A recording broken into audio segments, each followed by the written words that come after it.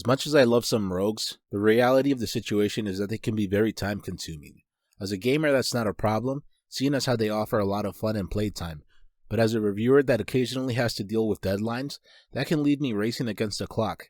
I enjoyed the time I spent with Orbital Bullet, and if it were the only game I had to play, I would have gotten more out of it, and maybe even beaten it, but that wasn't the case. Still, I had fun, and I know others will feel the same way that I do. When I started playing Orbital Bullet, I was happy to see cool cutscenes and great art, but the problem was that they passed by too fast.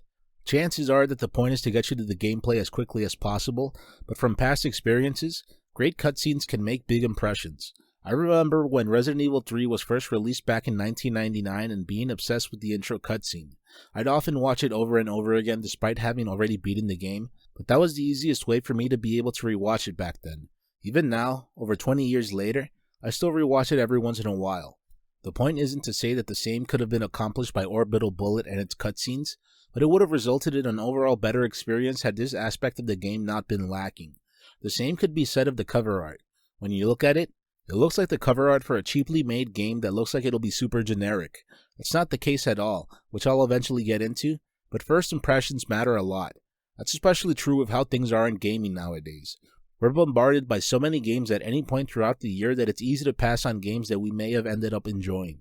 I'm reminded of how I used to find new music to listen to back in the 2010s. There was so much music that instead of listening to a handful of tracks and deciding from that, I'd look at the artwork and if it clicked with me, I'd give it a listen. Albums and video games are two different mediums, but the method of selection still applies to me and many others out there. On the bright side, the visuals start to pop out once you're playing. If I had to sum up the game's appearance with one word, I'd choose sleek. Everything's pretty futuristic looking and there's a lot to take in. Orbital Bullet makes use of a wide color palette and I love that. It also helps that Orbital Bullet makes use of circular arenas. I know it's not the first game to feature this kind of level design, but it stood out to me because it's been a while since I encountered a game like this. A circular-based level may seem restrictive to some, but the truth is that Orbital Bullet manages to do a lot with a little.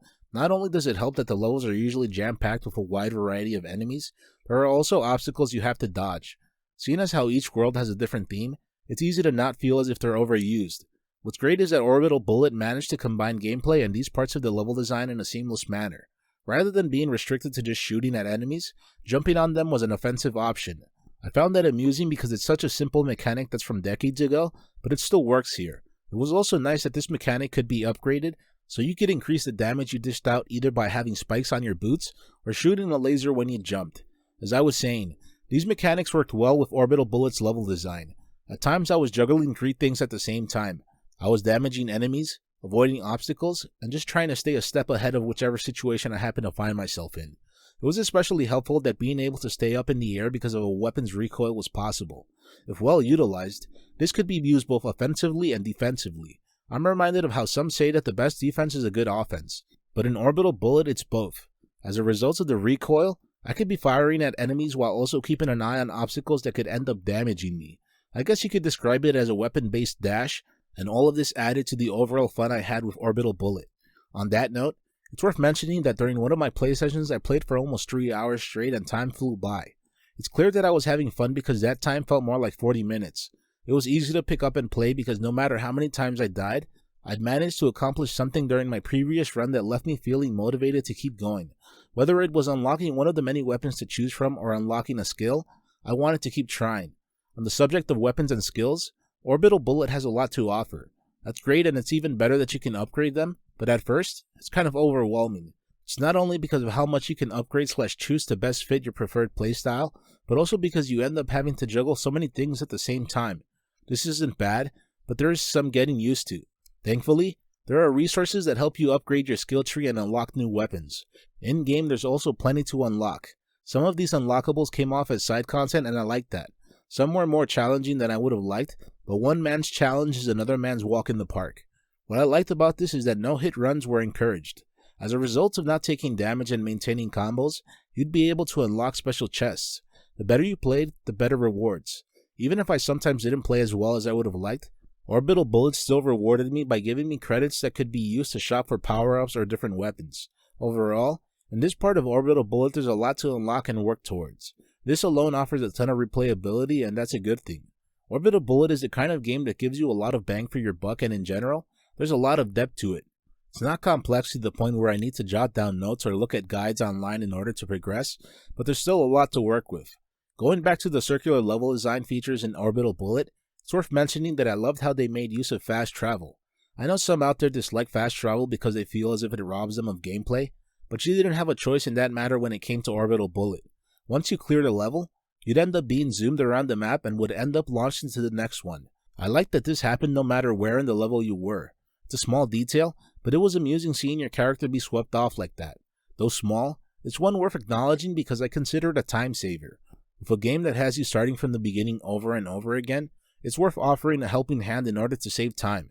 Despite having greatly enjoyed Orbital Bullet, I encountered bugs more often than I would have liked. There was one particular instance where I beat the Butcher, a boss in one of the later levels, but the game wouldn't let me advance. I could still move around the level and I tried different ways to get the game to move forward, but nothing worked. I had to end up closing the game and hoping for the best. Thankfully, I didn't have to start from the beginning. I was able to continue from earlier on in the level, and I was eventually able to fight the Butcher again. Having to fight a boss multiple times due to bugs is a hassle, and it's enough to have some moving on because of the overall nature of Orbital Bullet. When you're on a good run in a rogue game and you want to keep going, a minor inconvenience ends up turning into a big one. At the time of this writing, December 3rd, it's possible that this is no longer an issue, but it was when I was playing through Orbital Bullet. Despite having a lot to say about Orbital Bullet, the truth is that this is a first impressions video. Orbital Bullet is the kind of game that requires a lot of dedication, but the bright side of that is that it's worth it. The game has a lot to offer thanks to weapon/skill unlockables, challenges that can be seen as side content, and the overall difficulty. I wouldn't go so far as to say that Orbital Bullet is an impossible game to get through, but it may be 3 hours or more before you start to get acclimated with it. Even then, I feel like that's just the end of the beginning rather than the beginning of the end. From how I've described Orbital Bullet, it may seem overwhelming to some, but I'd say it's handled in the right kind of way. Some games pack as much as they can into their games thinking that more is better, but the truth is that there's a certain amount of finesse required in order to make a content-packed game feel just right. How do you feel about circular-based level design? Do you avoid rogues because of how time-consuming and/or difficult they may be? Would you be turned away from a game with generic-looking artwork? If you enjoyed this content, please feel free to like, comment, subscribe, share, and if you're up for it, become a patron. Thank you very much for watching.